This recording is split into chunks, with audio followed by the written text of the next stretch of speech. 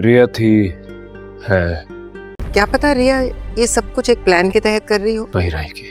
मंगनी हुई है ना, निकाह तो नहीं हुआ। रिया के चक्कर में हम कबीर को तो नहीं खो सकते।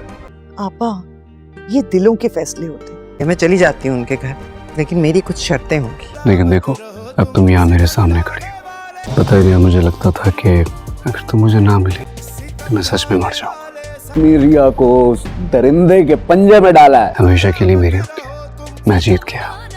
फिक्र न करो, रिया शेरनी है।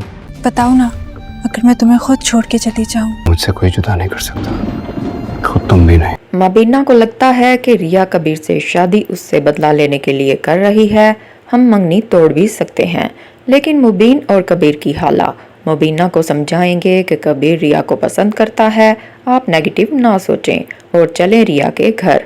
मुबीना बात मानकर रिया के घर शादी की तारीख लेने चली जाती हैं, लेकिन कुछ शर्त रखती हैं जिन्हें आसमा और सिकंदर एक्सेप्ट करते हैं। आखिरकार रिया की शादी कबीर के साथ हो ही जाती है।